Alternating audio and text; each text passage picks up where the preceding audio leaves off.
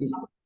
Pues nuevamente damos la bienvenida una vez más a todos y cada uno de ustedes, en este caso a nuestra hermana Erika, a nuestra hermana Mesli, a nuestro hermano Mario, pero también a los que nos ven por YouTube. Damos gracias a Dios porque nos permite compartir estos elementos, estas clases tan preciosas de la facultad que tenemos en Restauración Centro.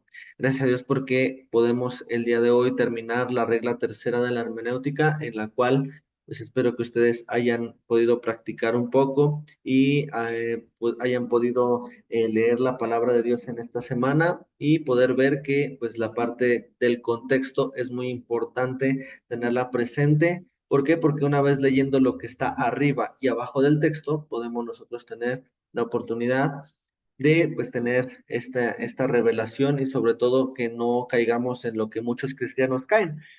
¿Por qué? Pues porque pues muchas veces agarran versículos al azar sin saber por qué Dios escribió esta parte de los versículos que estamos leyendo y pues no sabemos qué pasó antes y qué pasó después de hablar esto Dios, y es por eso que nosotros hemos aprendido a poder identificar lo que es la regla tercera y nos habíamos quedado pendientes de poder conocer cómo seleccionar y delimitar el texto.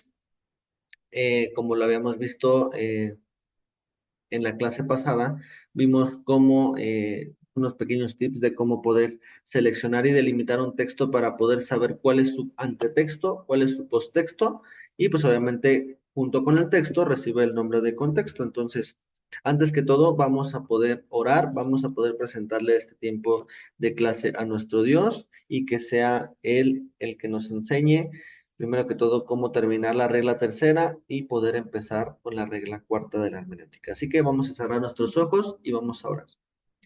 Mi Señor Jesús, amado Padre, te damos gracias en esta preciosa mañana, ya casi tarde, Señor, que nos das el privilegio, Señor, de poder estudiar una vez más, Señor, tu palabra, Señor, de poder querer tener ese sentimiento, Señor, de querer siempre buscar de ti, Señor, siempre profundizar aún más de tu palabra. Yo sé que cada uno de los que están viendo esta clase, Señor, que estamos en vivo, Señor, sé que ellos tienen la paciencia, sé que ellos tienen el amor, sé que ellos tienen la pasión por querer buscar de ti, Señor, y queremos en esta clase de hermenéutica una vez más pedirte que tú pongas en nuestro corazón y en nuestro pensamiento, Señor, en nuestra mente, todo lo que necesitamos escuchar de esta clase, Señor, de esta materia de hermenéutica, porque de verdad queremos profundizar más en ti y queremos que tu precioso Espíritu Santo siempre nos dirija y nos guíe hacia donde tenemos que profundizar en tu palabra, Señor. Te entregamos este tiempo, te entregamos toda la honra, toda la gloria y pues una vez más yo me hago a un lado, Señor, para que seas tú dando la clase, precioso Maestro, y que seamos nosotros ministrados e impactados con lo que vayamos a ver el día de hoy. Te damos gracias y te bendecimos en el nombre de Jesús. Amén y amén.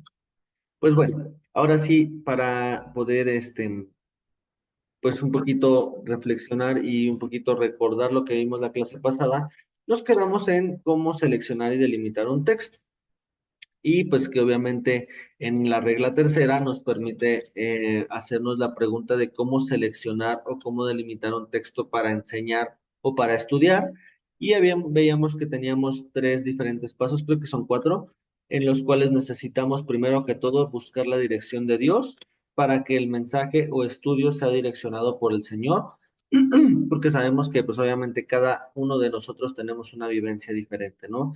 Sabemos que la presencia de Dios es indispensable para siempre hablar lo que Dios quiere y no solamente una emoción nada más de nuestro corazón, ¿no? Sino necesitamos en todo tiempo y en todo momento la dirección de nuestro Dios, ¿no? Necesitamos saber que también la exégesis de un texto se va a hacer con la mente, pero también se debe hacer guiado con el Espíritu Santo y obviamente conectado con nuestro espíritu, ¿no? Debemos de saber que la comunión con Dios siempre es primordial, ¿no? Esto de hecho lo hemos estado viendo en nuestra iglesia Restauración Centro con una serie que se llama La comunión con Dios. En este caso es la primera serie de nuestro domingo. Entonces, todo va conjunto, ¿no? Todo va conectado y pues gracias a Dios que nos permite el día de hoy saber que tenemos que tener la dirección de Dios y también como segundo punto debemos de tener como hábito la lectura diaria de la palabra de Dios para así llevar un estudio sistemático Y en este caso, como lo habíamos visto la clase pasada, pues la Biblia no es como una baraja, ¿no? Yo espero que no les hayan salido como TikToks o Reels que digan, no, pues sabes qué, si tú quieres recibir algo de Dios, abre tu Biblia donde quieras y ve un versículo, ¿no? Sabemos que esto no es correcto, esto no proviene de Dios, porque si obviamente Dios permitió que fueran establecidos 66 libros, Antiguo y Nuevo Testamento, pues tenemos que saber que va a haber un orden de leer, ¿no? De lectura, de escritura, y obviamente como personas que van entrando al Evangelio, pues debemos saber que lo que podemos recomendarle a ellos, pues son los Evangelios. ¿Por qué? Porque así conocen la vida de Jesús, el propósito del por qué vino a la tierra, y pues obviamente después de terminar los Evangelios, pues ahora sí irnos con los primeros libros, ¿no? Génesis, Éxodo, Levítico, Números y Deuteronomio, porque ya sabiendo lo que Jesús vino a hacer en la tierra, debemos de saber qué es lo que vino a cumplir en la tierra, ¿no? Entonces debemos de saber que tenemos que tener siempre este hábito por la lectura diaria para así llevar un estudio de la palabra de Dios. Todo sistema va a llevar un orden y pues debemos de saber que pues la Biblia siempre se va a leer con un orden y con una estructura correcta. Aquí les había dejado nuestro cuestionario 9, pero pues ya vamos a continuar con esta parte, ¿no? De cómo seleccionar y delimitar un texto. Debemos de saber que en nuestro devocional y en la lectura de la palabra siempre va a haber un texto que nos va a impactar, a enamorar, a enseñar y a redarguir. Siempre lo va a hacer primero en nosotros para después compartirlo con alguien más. Veíamos también que el texto que leamos siempre va a generar un encuentro y una confrontación con Dios a través de su palabra. Es decir, pues primero vamos a salir ministrados nosotros. Y esto pues no me va a dejar mentir la hermana Erika cuando nosotros vemos en la clase de niños, pues vemos lo que un domingo anterior se está predicando. Entonces, primero que todo va a ministrar la vida del maestro, que en este caso podemos tomar como ejemplo a la hermana Erika, y debemos de saber que después ya vamos a poder saber cómo aplicarlo. ¿Por qué? Porque ya Dios nos lo reveló primero a nosotros y después lo vamos a poder compartir. Y como tercer punto, para poder saber cómo seleccionar y delimitar un texto, veíamos que debe ser relevante a las necesidades del oyente. Si obviamente en este caso, otra vez agarrando un ejemplo, en este caso el hermano Mario, tiene a alguien en su casa, por ejemplo, y pues obviamente le está diciendo que tiene a lo mejor problemas de depresión, que a lo mejor ya no quiere estar en esta tierra, porque no encuentra un propósito, o porque incluso no tiene pareja, pues debemos de saber que esas necesidades que tiene esta persona, pues podemos nosotros aplicar un texto bíblico sabiendo que pues Dios nos da un propósito, Dios nos da una identidad y Dios nos ayuda a poder continuar con nuestro camino y que pues Él tiene un propósito especial para cada uno. No va a ser igual al de todos, por lo tanto, Dios nos ha dado y nos ha otorgado dones y talentos que podemos nosotros utilizar en diferente manera. Por lo tanto, esas necesidades que nosotros podemos estar teniendo como oyente, como hablantes, también tienen que tener necesidades como oyentes, sabiendo que siempre cada versículo, cada tema que nosotros vamos a explicar, siempre el receptor tiene que tener una identificación, siempre debe de sentir que es para él y obviamente Dios es bueno y Dios es un Dios de orden que también nos va a dar la palabra necesaria y justa para que nosotros sepamos cómo ministrar a la persona. De la misma forma, Dios tiene ese cuidado con nosotros. Pero si nos estamos formando como aquellos que van a estudiar la palabra y que están buscando con reglas específicas poder entender su palabra, pues esto también nosotros lo tenemos que compartir. Y de la misma forma, cuidar todas estas reglas, pero también cuidando que el oyente siempre sea identificado con lo que nosotros tenemos. Debe de construir, debe de desarrollar, debe de usarse para una educación. ¿Por qué? Porque incluso hay cosas que en nuestra vida pues no son correctas y en la misma Biblia nos instruye que a lo mejor honremos a nuestros padres, que a las esposas se traten con decoro, que pues obviamente las esposas se sometan a su marido no como un tema machista, sino como un tema de que las decisiones siempre van a caer en la responsabilidad del hombre porque el hombre tiene que tener una comunión con Dios y su trato debe ser diferente hacia la mujer. Entonces, todas estas cosas tienen que ser con educación. Si nos estamos equivocando y a lo mejor no componemos el camino, necesitan exhortación y también para predicar el Evangelio, generando esa comunión con Dios que veíamos desde la clase pasada. Entonces nos quedábamos nada más con saber cómo delimitamos un texto ahora. Debemos de saber que cuando leemos la Biblia es importante entender que no estamos leyendo cualquier libro, sino la palabra de nuestro Dios. Si queremos comprenderlo, la técnica va a utilizarse pues leyendo despacio y releyéndolo varias veces con el soporte de las herramientas disponibles como un diccionario, una Biblia de estudio o un comentario bíblico. Con la Biblia normal y con un diccionario normal podemos hacerlo.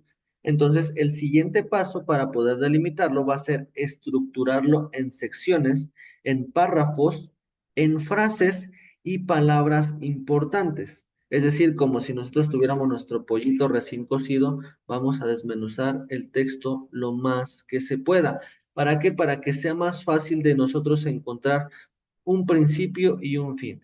Si nosotros tenemos la guía del Espíritu Santo, a lo mejor ahorita va a ser complicado porque nada más es teoría, pero si tenemos al Espíritu Santo guiándonos y direccionando nuestro estudio, ustedes hasta van a parecer que brilla solamente un párrafo. De verdad, no es broma. A lo mejor ustedes van a decir, ay, pues qué fantasioso el profesor David, ¿no? ¿Por qué? Porque a lo mejor piensa que la palabra brilla, pero de verdad no es mentira. Si ustedes tienen al Espíritu Santo de su lado, hasta va a parecer que se delimita solo. ¿Por qué? Porque ustedes están teniendo esa dirección. Y como lo vimos desde un principio del estudio de la hermenéutica, nada va a poder ser posible sin la dirección del Espíritu Santo. Recordemos que el autor nos va a dar la oportunidad de conocer su palabra. Y si, por ejemplo, nosotros nos vamos a una firma de autógrafos de un escritor de un libro, pues nos va a decir por qué escribió eso y qué partes importantes necesitan ver. Por lo tanto, pues el Espíritu Santo, al ser el autor junto con Dios, pues obviamente tenemos que saber que Él nos va a ayudar. Entonces, con estos pasos vamos a lograr enfocarnos en diversas partes o unidades y nos va a ayudar a saber de qué forma separarlo para darle una coherencia y una clausura correcta a la delimitación de un texto. Una vez hecho esto, vamos a comenzar a explicar lo que es la delimitación correcta de un texto. La primera parte de cómo saber qué es una delimitación, debemos establecer límites del texto para saber cuál es el comienzo y cuál va a ser el final. En la exégesis bíblica, que es la materia que van a tener en el siguiente semestre, se le va a conocer como perícopa, que es una sección del texto bíblico que constituye una unidad del sentido completo, ya sea un salmo, una narración o una parábola como tal y por lo tanto el saber dónde inicia y dónde finaliza va a ser de gran importancia porque nos va a dar la pauta del contenido. Ahora, aquí esto para poder solucionar alguna duda que se les presente, pues obviamente sabemos que un texto puede tener pues, a lo mucho unos dos o tres párrafos. Y muchas veces, por ejemplo, metiendo como ejemplo la parábola, a veces la parábola es un poco más explícita y por lo tanto necesitaremos ayuda para poder saber cómo delimitar el texto. Obviamente vemos que pues en nuestra Biblia pueden ir incluso con puntos y comenzar un poquito más adelante con otra explicación de la parábola.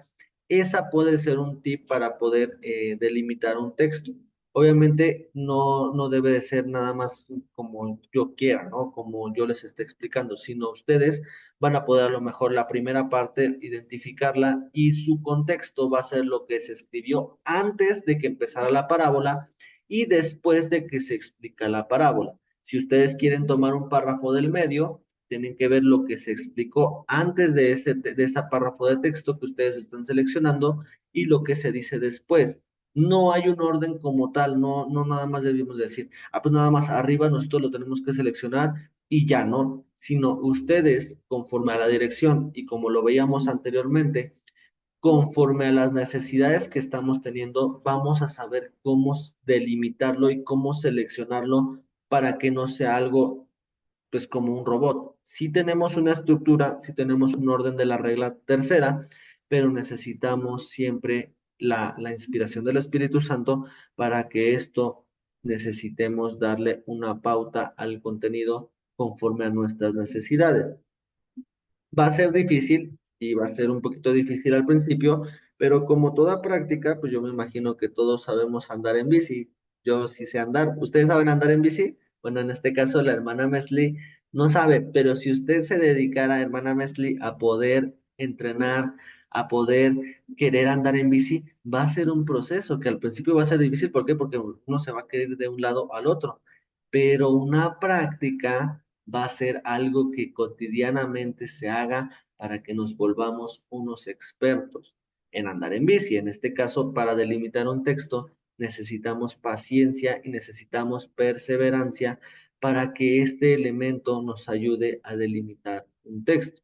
Entonces, todas las narraciones, todo lo que vamos a ver en la Biblia va a tener una delimitación y necesitamos tener una pauta que nos marque el inicio y el fin para poder necesitar delimitar un texto. Vamos a tener elementos correctos y por eso es que vamos a explicarlos en esta clase. Como primer punto para poder establecer los límites, necesitamos poner atención a los signos de separación que pueden orientarnos. Unos de ellos son datos del tiempo, lugares y cuando cambia de tema. A eso les explicaba, cuando a lo mejor explica en la parábola una parte diferente de algo que quiere explicar Jesús en esta parte, ahí podríamos nosotros delimitar una parte del texto. Otra parte, necesitamos como segundo elemento para delimitarlo el género literario al que pertenece. En este caso, pues obviamente no les voy a dar todos los géneros literarios hasta el final, que es en la última parte de las figuras retóricas, pero necesitamos tener presente que cuando ya lo veamos, ya sepamos aplicar la regla tercera de cómo delimitar un texto para el contexto tome un sentido perfecto. En este caso, el cambio de texto es muy frecuente en la lectura de los profetas. ¿Por qué? Porque muchas veces los profetas se dejaban llevar por la inspiración del Espíritu Santo y después ya ellos, conforme a sus características propias, pues vemos que ellos cambiaban la forma de escribir, y a lo mejor como narración, cuando a lo mejor anteriormente se hablaba en poesía. Un ejemplo de ello puede ser Jeremías 20, los versículos 1 al 6, que el profeta cuenta el encuentro con Pasur, pero en el versículo 7 cambia de género literario de prosa a poesía, así como el destinatario de la palabra. Y esto lo vamos a comprobar. Vámonos directamente a Jeremías 20 para poder leer cómo cambia el texto de forma rápida.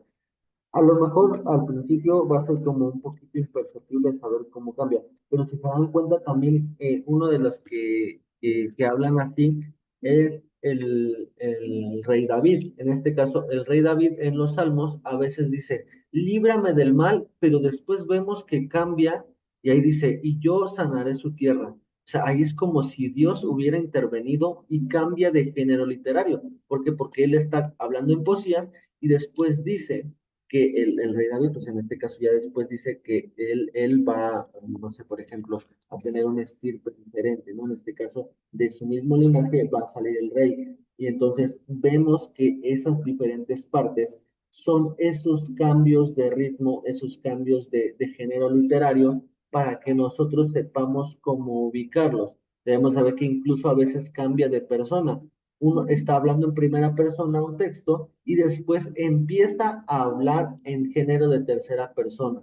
Y hablando en un general, ahí es cuando tenemos que aprender que esto también se puede delimitar y que en lo que cambia de primera a tercera persona, ya nosotros podríamos solamente tomar esa parte de primera o solamente esa parte de tercera para que nuestro estudio comience a tener un sentido diferente y que el delimitar no sea tan complicado.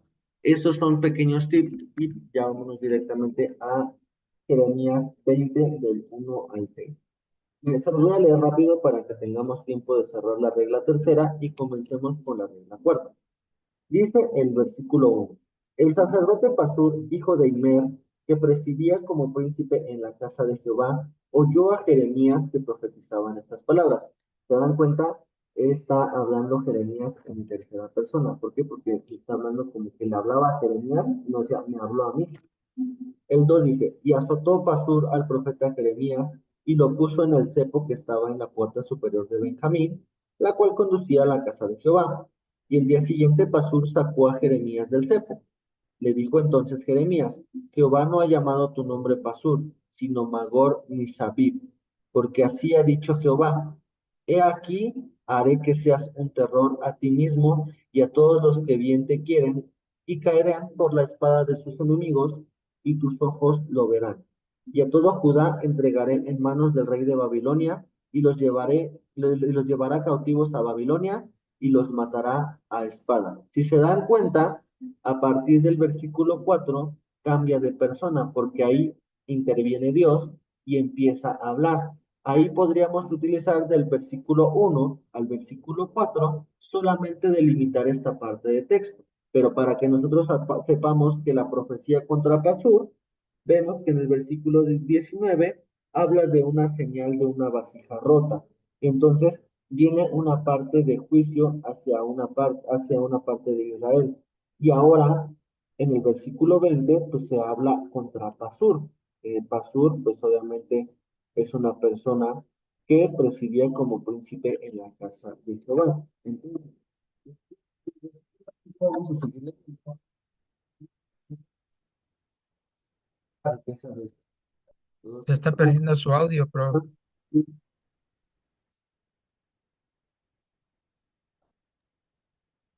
no ya no se vemos los oye. tesoros de los reyes de...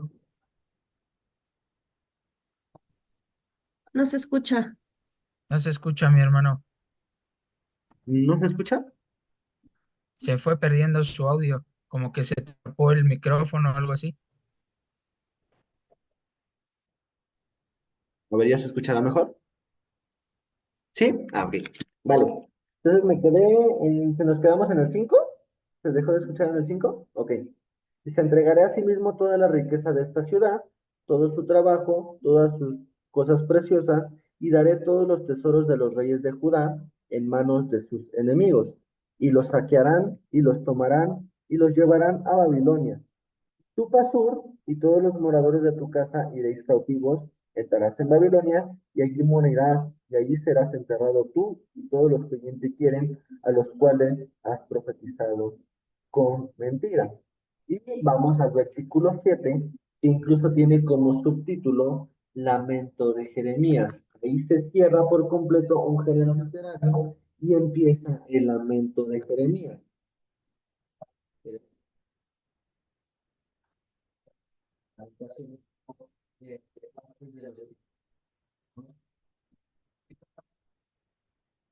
¿No se escucha todavía?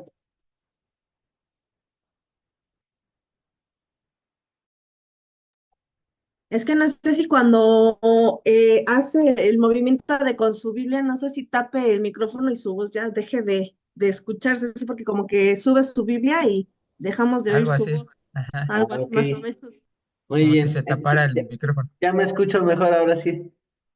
Ok, entonces vamos a leer por abajo, porque si no es que pienso que como que van a pensar que se queda dormido el profesor. Pero bueno, ya vemos que en el versículo 7 comienza el lamento de Jeremías. Y si vamos leyendo, me sedujiste, oh Jehová, y fui seducido. Más fuerte fuiste que yo y me venciste. Vemos que es un género de poesía. Ya pasó del género de prosa que estudiamos al principio y ahora pasa a poesía. ¿Por qué? Porque ya ahora, después de lo que, o sea, imagínense, ¿no? Después de una profecía contra Pasur y saber que iba a ser muerto y que iba a ser cautivo por Babilonia, pues yo creo que hasta llegaba como una cruda moral, ¿no? De parte de Jeremías y decía: ay, Señor, pero ¿por qué dije esto? Pues si tú me sedujiste, ¿no? Yo no quería decir esto en contra de este Pasur, pero era necesario porque era un juicio de parte de Dios. Yo creo que sí era como una lucha interna entre Jeremías y el Espíritu Santo. ¿Por qué? Porque dice que al final, dice, me venciste, o sea, la palabra de Dios no podía ser detenida porque él no quería hablarlo, porque a lo mejor él sentía que era algo fuerte, algo que no necesitaba decirse. Entonces, pues sí era una lucha por la cual cambia el género y ya en ese momento la prosa pasa a poesía. Entonces, de la misma forma, podríamos tomar otros textos bíblicos y nos podríamos dar cuenta que toman el mismo sentido cuando ya un género literario cambia de uno al otro. Entonces, Pues eso ya fue solo un tip de delimitar, saber el género literario que pertenece. Y ahora vamos a ver que como tercer punto para delimitar un texto, vamos a ver que los signos de las frases como preguntas retóricas también tienen una importancia. Este elemento lo vamos a poder encontrar como clave para iniciar un nuevo tema y una nueva sección de nuestro estudio. Como les decía, la regla tercera, pues sí siempre va a incluir el contexto, pero también nosotros vamos a tener la sección de cuál va a ser el antetexto, cuál va a ser el posttexto y cuál va a ser nuestro texto clave. Vamos a poder escuchar y vamos a poder leer cuáles son las preguntas o las figuras retóricas que van a irse presentando. En Romanos 6 se va a comenzar con preguntas y en el versículo 15 va a comenzar con otras, dando un nuevo lugar de una sección para poder delimitar. Vamos a comprobarlo yéndonos a Romanos 6. Esto es muy importante porque hasta parece como una conferencia de prensa del día de hoy, ¿no? O sea, que donde son preguntas y respuestas y después viene otra ronda de preguntas y respuestas. Entonces, estas son los otros tips para poder nosotros comenzar con otro estudio y poder delimitar un texto correctamente. Por ejemplo, dice en el versículo 6 que tiene como subtítulo, muertos al pecado. ¿Qué pues diremos? Perseveraremos en el pecado para que la gracia abunde. Y ahí viene la respuesta. En ninguna manera, porque los que hemos muerto al pecado, ¿cómo viviremos aún en él? ¿O cómo sabéis que todos los que hemos sido bautizados en Cristo Jesús hemos sido bautizados en su muerte? Y ahí viene otra respuesta en el versículo 4. Y si nos vamos al versículo 15, dice como subtítulo Siervos de la Justicia. A lo mejor ahí no termina como por ejemplo de prosa a poesía, pero vemos que ahí termina un subtítulo. Entonces, podríamos nosotros utilizar del 1 al 14, podríamos saber qué parte delimitar de acuerdo también a esas preguntas. Cuando termina una pregunta y cuando termina una respuesta, ahí puede ser una pequeña delimitación del texto para que nosotros nos concentremos en responder esas preguntas con todo el enriquecimiento que nosotros podamos aportarle con un diccionario, con una Biblia de estudio o con un comentario bíblico, con un diccionario bíblico. Si no lo tenemos, de verdad no pasa nada, pero sí podríamos nosotros, por ejemplo, dice, ¿qué significaría abundar? Por ejemplo, la palabra abundar en el versículo 1, ¿no? Para que la gracia abunde, que es abunde, que haya bastante, ¿no? En este caso, ¿cómo perseveraremos en el pecado? Perseverar, ¿qué significaría? Pues estar aferrado a pecar en todo momento. Si nos damos cuenta, ya ahí estamos enriqueciendo una parte del texto para que cuando lo explica, en este caso, los que hemos muerto, ¿cómo viviremos aún en él? Porque somos sepultados juntamente con él para muerte por el bautismo. O sea, incluso aquí podría incluso entrar la regla primera. ¿Por qué? Porque va a decir, pues la gente va a decir, somos sepultados, pues si yo estoy vivo, no quiero que me entierren vivo, ¿no? Ahí entraría la regla primera para decir, no, no somos sepultados físicamente, sino somos sepultados en nuestra humanidad espiritualmente para que ahí, en este caso, sepamos que el ser espiritual, por medio de la redención de Jesús, va a estar presente. Vamos a morir por completo en nuestros pecados y va a nacer el hombre que está en comunión con el Espíritu Santo. Entonces, pues ahí más o menos vamos introduciendo regla primera, regla tercera y podríamos también la regla segunda, en donde dice a fin de que como Cristo resucitó de los muertos por la gloria del Padre, dice la frase sería para seleccionar, así también nosotros andemos en vida nueva. Ahí podríamos también seleccionar esa parte, esta última parte, como regla segunda y saber por qué se dijo esto, por qué necesitamos nosotros andar en una nueva vida. En este caso, nosotros sabemos que pues, obviamente el ser humano peca desde Adán y el andar en una vida nueva no va a ser pues obviamente volver a nacer del vientre de nuestra madre, sino de forma espiritual, nacer como un nuevo hombre que sigue lo que Jesús dice. Entonces, se dan cuenta que es integral el sumar las tres reglas, pues sí nos lleva un buen tiempo, pero es eficaz.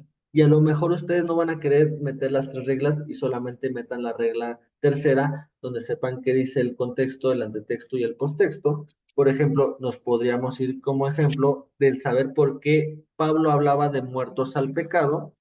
Y antes vemos en el capítulo 5 y el versículo 12 que habla de Adán y Cristo. En este caso viene como subtítulo: el hablar de Adán y Cristo va a poder tener una relación del por qué nosotros somos muertos al pecado, por qué Jesús fue diferente a Adán, porque por un hombre entró el pecado, y dice también ahí mismo, por un hombre salió, que fue por Jesús. Entonces, por Jesús somos muertos al pecado. ¿Se dan cuenta que ahí es el antetexto? Nos da la oportunidad de saber que estamos muertos al pecado, y después de ser muertos al pecado, podemos ser siervos de la justicia, como en el versículo 15. Este es un claro ejemplo de lo que nosotros necesitamos saber, por qué es importante el antetexto y el posttexto, porque ahora sabemos que somos muertos al pecado, porque necesitamos ser siervos de la justicia y porque no queremos ser como Adán. Necesitamos ser como Jesús, que Él vino a pagar el perdón de los pecados.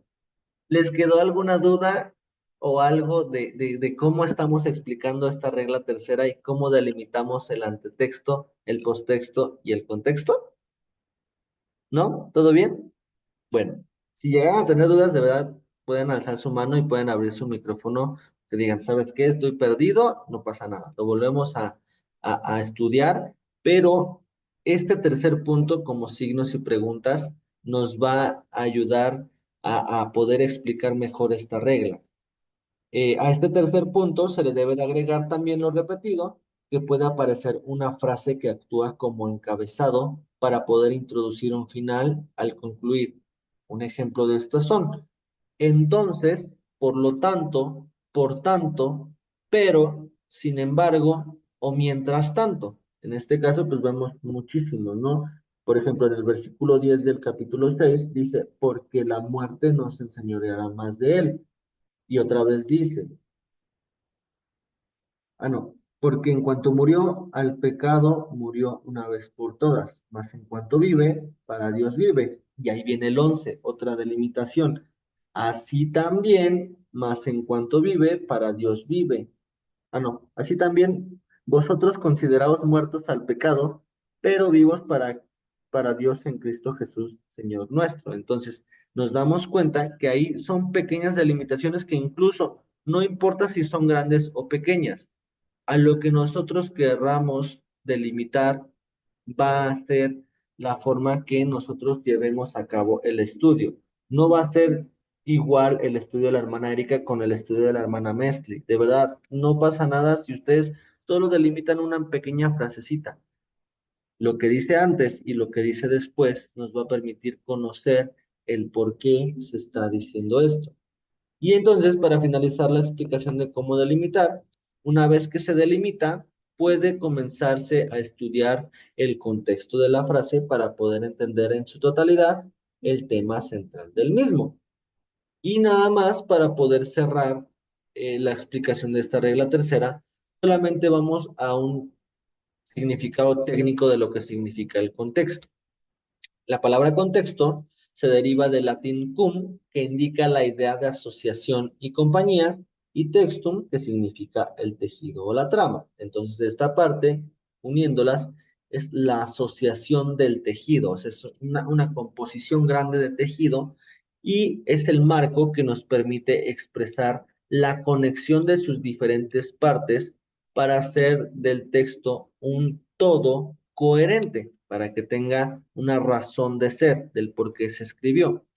Se ha afirmado que la causa más común de las malas interpretaciones de la Biblia es la negligencia en considerar adecuadamente su contexto, ya que va a producir una falta de conocimiento y una falta de comprensión correcta del significado del texto.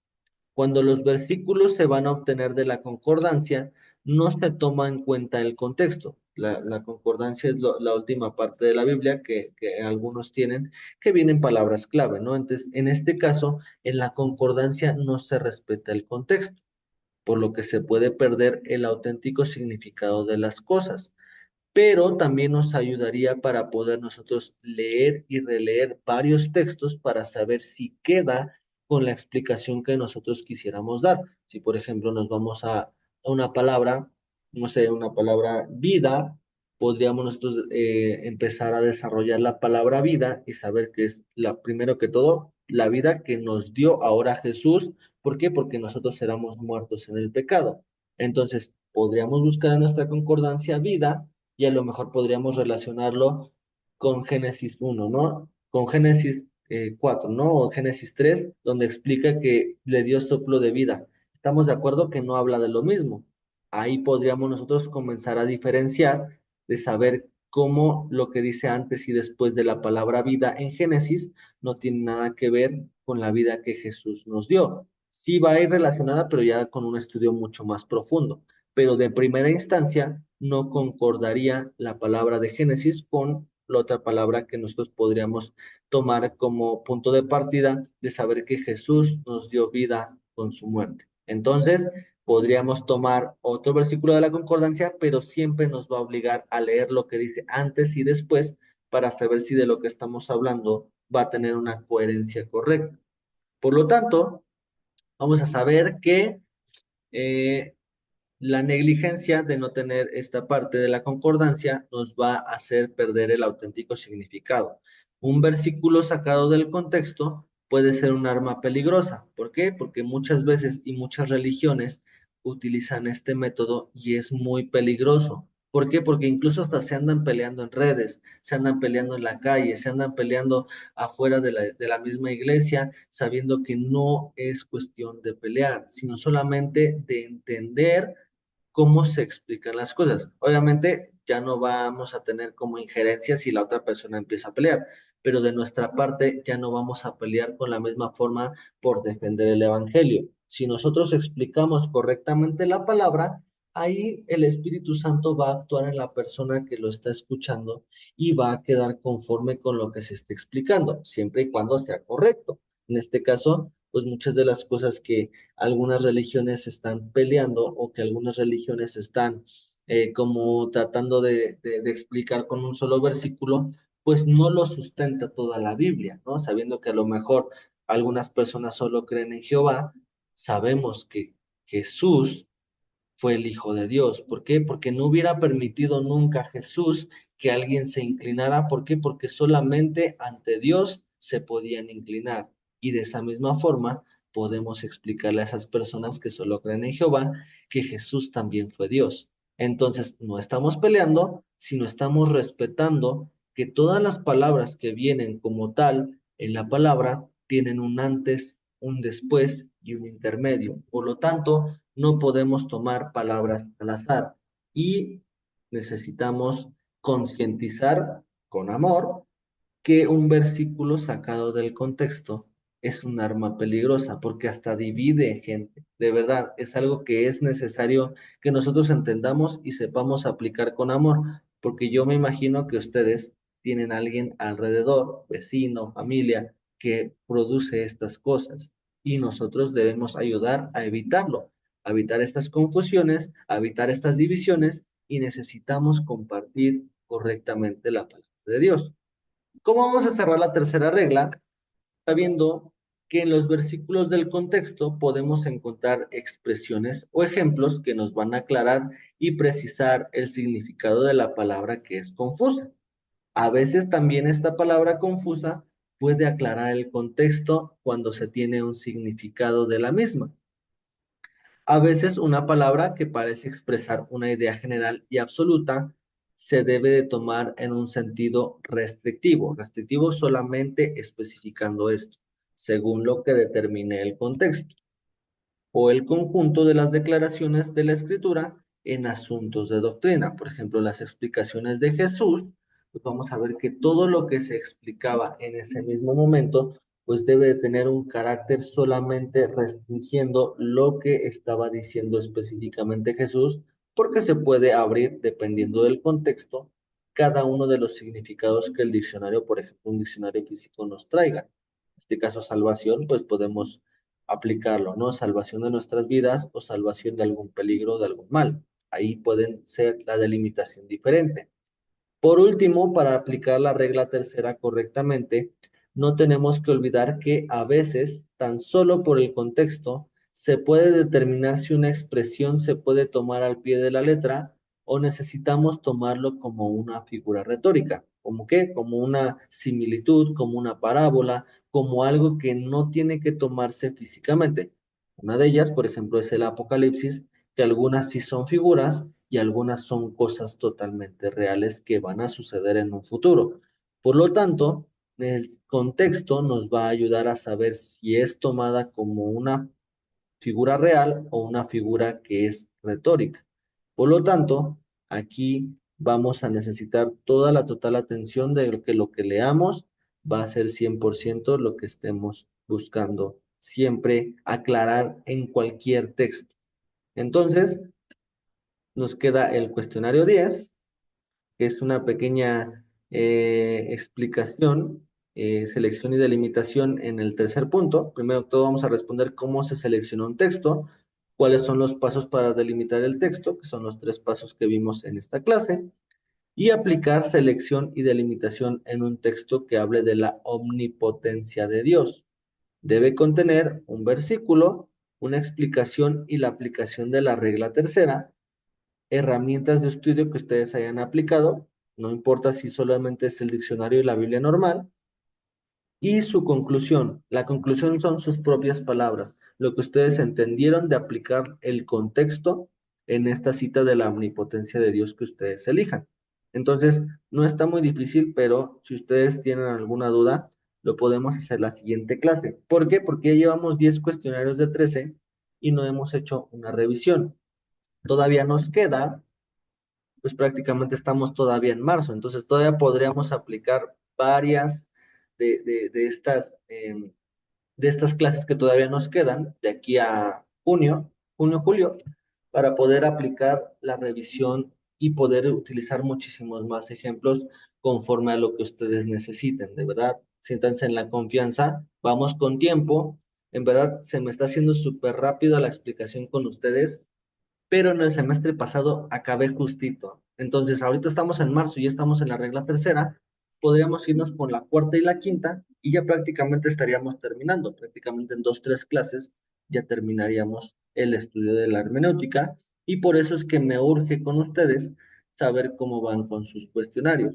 Por lo tanto, pues necesitamos siempre poner atención y si les falla algo de verdad, ¿sabe qué, profesor David? Nada más llevo 3 cuestionarios. Me ayuda la siguiente clase y la siguiente clase vemos los cuestionarios que faltan. Entonces, prácticamente con esto cierro lo que es la clase porque sí me puse un poquito intenso con esta tercera regla, pero sí era necesario que pudiera aplicar todos los pasos y la forma de delimitar con algunos ejemplos.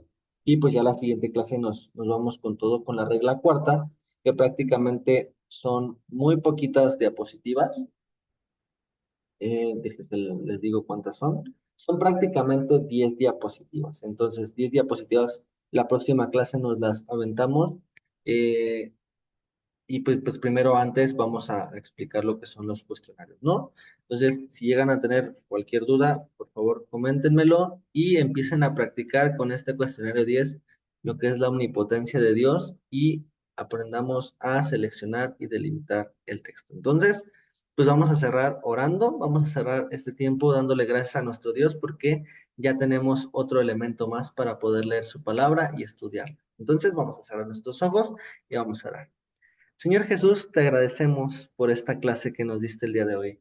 Gracias porque sabemos que todo lo que nos das son elementos que necesitamos para poder leer tu palabra, para poder comprenderla y para poder compartirla.